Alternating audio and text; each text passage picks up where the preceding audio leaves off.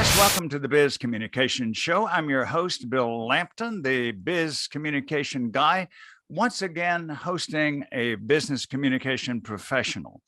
And as you and I listen to this expert, we can pick up tips and strategies which will boost our business.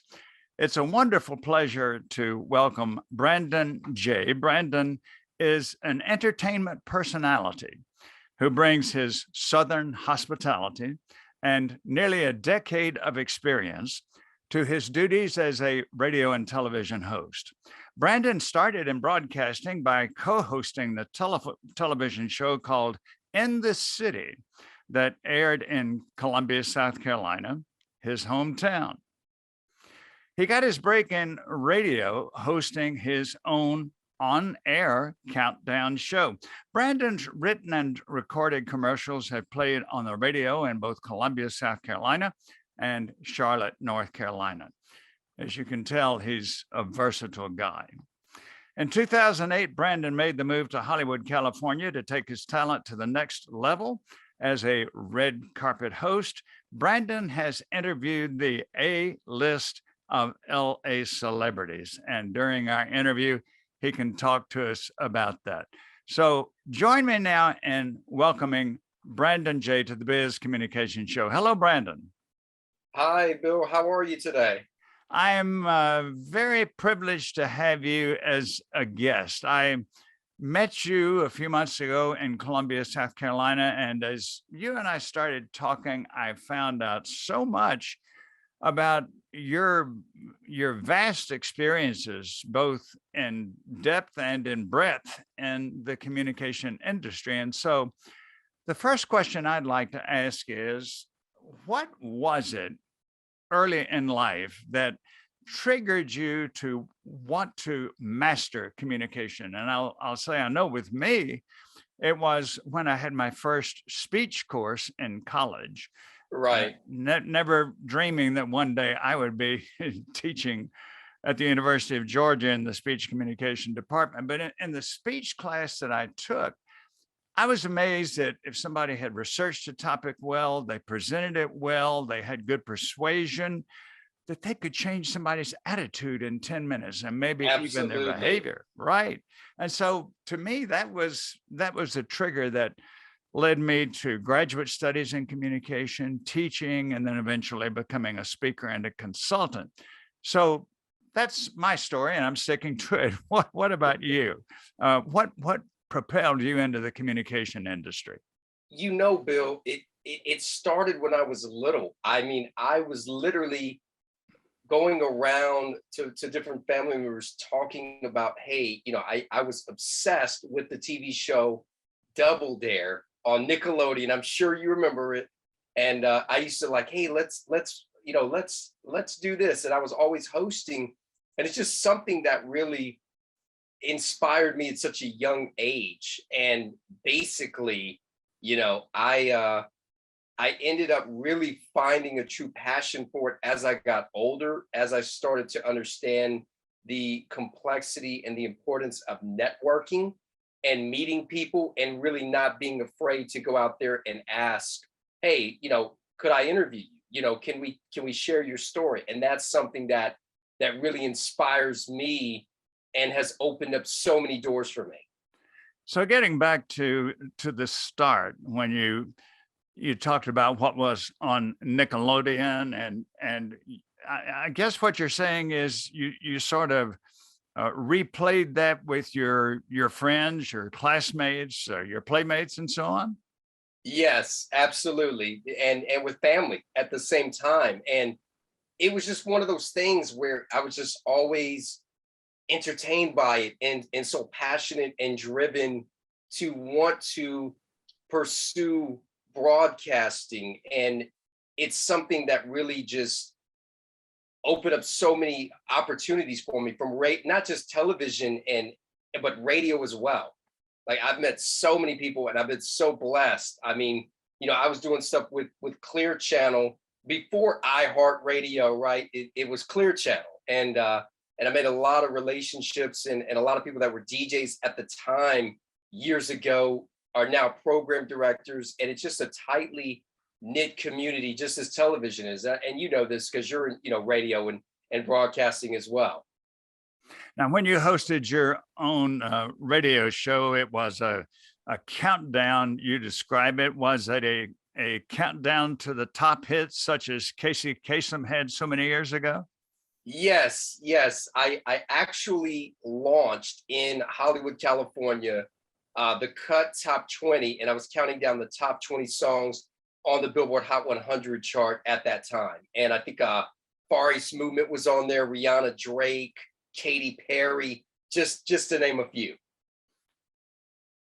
Well, let's get back to this word you just mentioned, Hollywood, because that's quite a story. There are many people with talent who discover early on that they have talent in singing and acting and broadcasting. Absolutely. And something that's going to have star potential. But out of all those people, many of them leave that in high school.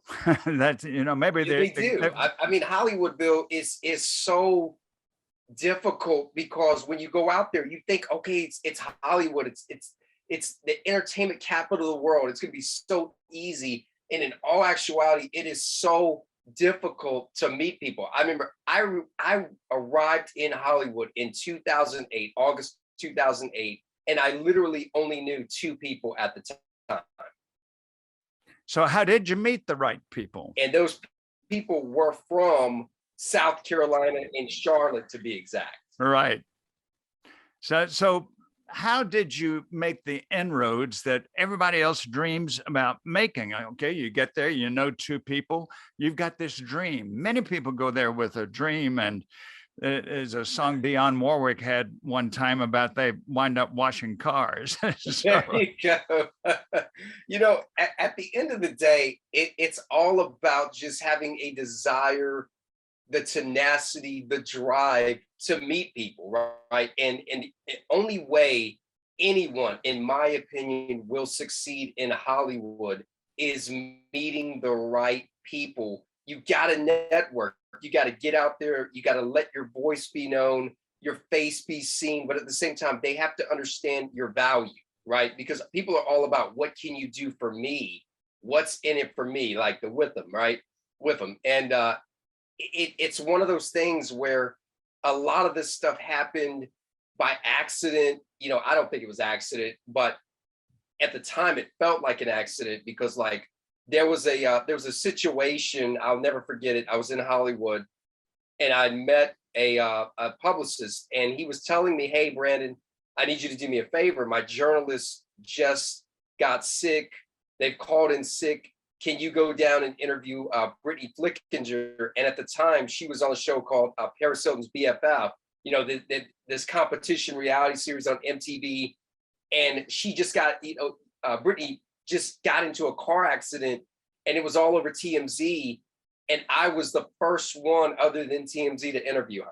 Wow. And we didn't have the clarity that I could see you with now. It was one of those things where it was an old video camera, Panasonic camcorder, and we just had to make it happen.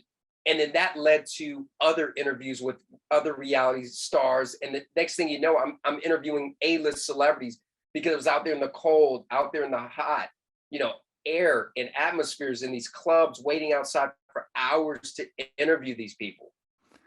Okay, name some of them. I know you've told me this before, but name some of 5 or 6 of the top ones that you got to interview. Oh my goodness, man. Josh Duhamel, who's on the show. There's Something About Pam on NBC.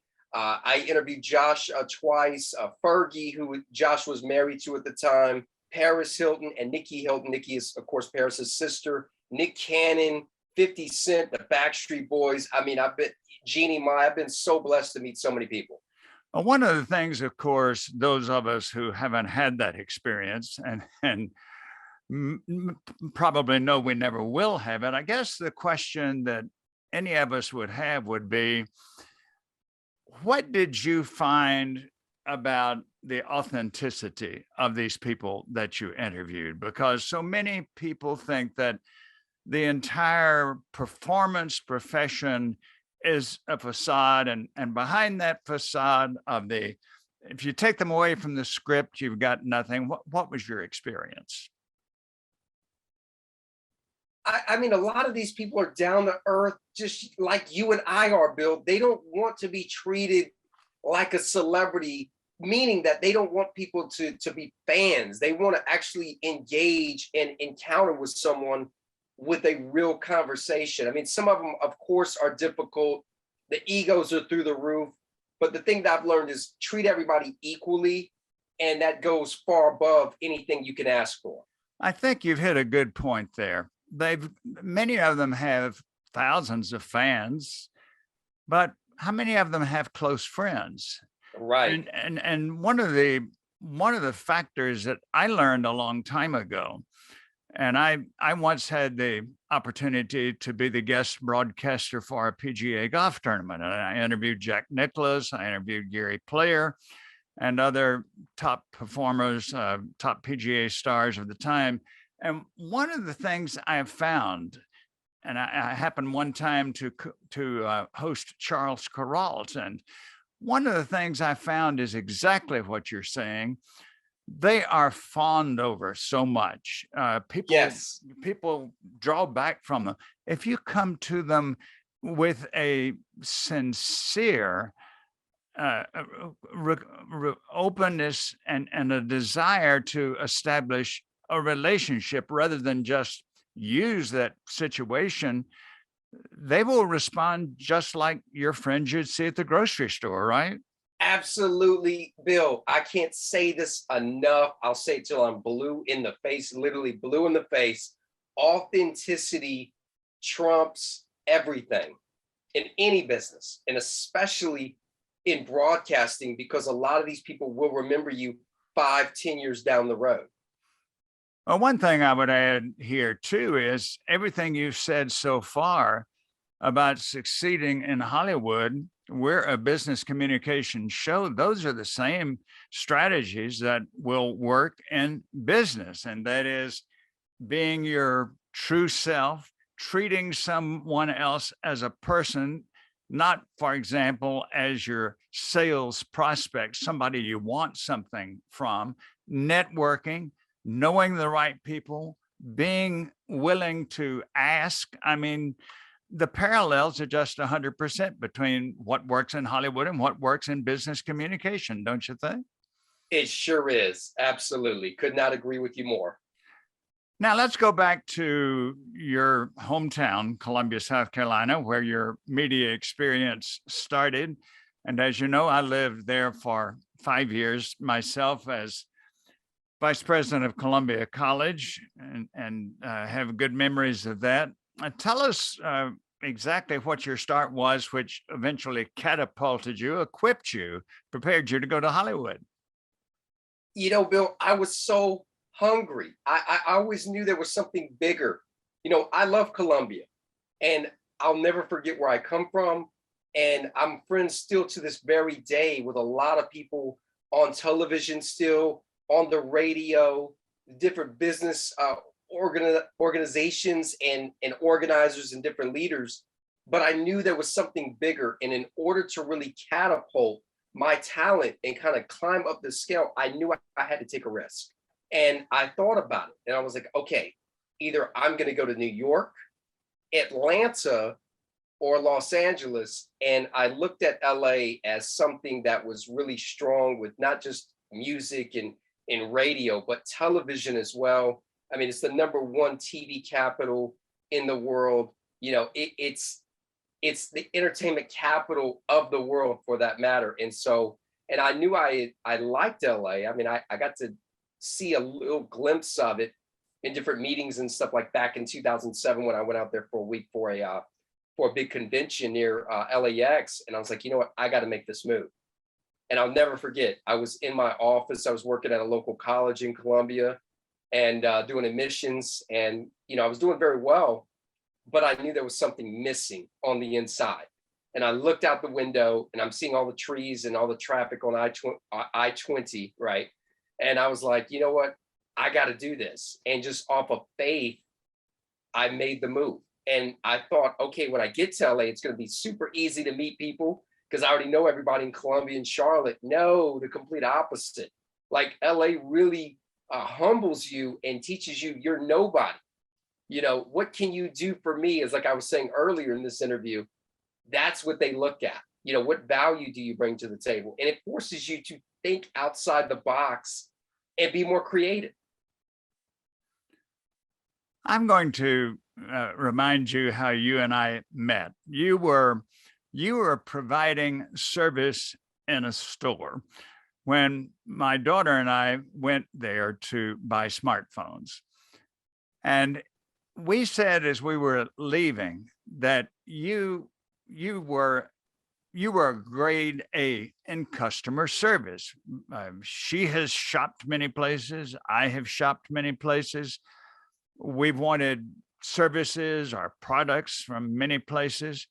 Right. You were top notch in customer service. And this is a closing question in the interest of time, but what is it that's your mantra of customer service? What makes you so efficient, effective, courteous, well-mannered? And I'm not exaggerating. That's the way you were with us. I mean, I don't treat people differently. I think so many people get wrapped up in their individual lives and what's going on outside of the location that they're working in. And I've always taught myself, okay, how do I leave a lasting impression, whether I'm holding a microphone, whether I'm in the studio, whether you hear the music that I'm involved in, the song lyrics that I write, the people I interview, the content that I create, the products and services that I'm selling. How can I create the best long-lasting experience for that customer where they have no choice but to come back? Okay, Brandon J, we enjoyed this interview and it holds merit and weight, and it's actually helped us with impressions online. And now we want to do another interview. And that happens more than you would think, Bill. You remind me, both from that experience and the way you describe it, you remind me of a phrase that I use when I teach customer service seminars. And I've always loved doing that and speaking about customer service and writing about it and producing videos about it. And the phrase I use instead of customer service is customer care. And the reason I explain that you can service people, but not care for them. And absolutely. And the ultimate step you illustrated, and that is not just serving, but showing real care for the customer. Brandon, well, that's it, going above and beyond. I mean, and not allowing the things, we deal with technical things. I'm sure you know this. Every time you try to produce something, whether it's a show, it never goes as planned. I mean, you could be planning for this show for 8 months, and then you get to the day of the production and something always goes haywire. But as they say, the show must go on. Well, the same applies if I'm dealing with someone I've never met. Like, listen, this may be uncomfortable for not only the individual, but myself as well. But I'm going to make the best experience out of it possible. This person may be having a bad day. You know, a lot of people are journalists and media outlets are throwing themselves, the paparazzi, at these different celebrities. What is going to make you stand out from the rest is being authentic and showing you're not like everybody else. You're not here to harass them. You're not here to shine a negative light upon their current situation, whether they're in the courts, because we're all going through something, right? Wonderfully stated, and you illustrated it so well when my daughter and I were your customers. Brandon J, fascinating 20 minutes. I know there are those who would love to get in touch with you. So please give us your contact information. I mean, the best place to reach me, guys, I mean, all social media at I am Brandon J. The platforms that I'm on the most is, well, I'm starting to really grow more interest in really applying myself, being on YouTube, where it's youtube.com/Brandon J. That's BRANDONJAY. And then all other social media platforms, Instagram, Facebook, Twitter, TikTok at I am Brandon J. Great. I'm going to subscribe to your YouTube channel. Thank you so much. And I will make sure I follow you back, Bill. All right. I'm sure people will want to subscribe to your channel. And this has been fascinating. And we've enjoyed not only the story of your broadcasting career, but the way you demonstrate your talent so well. And since you've given your contact information, I'll give mine, Bill Lampton, the biz communication guy. And so logically, my website is bizcommunicationguy.com. I invite you to go there.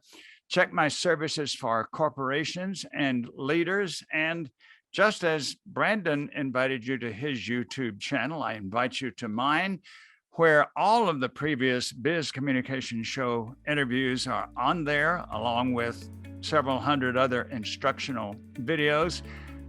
And my YouTube channel is listed as Bill Lampton, Ph.D. Bill Lampton, Ph.D. one time. Okay, I want to thank again Brandon J. Thanks to those of you who have been with us on YouTube and on the podcast. Be with us again next week for another informative, interesting, and beneficial biz communication show. I'm your host, Bill Lampton, the Biz Communication Guy.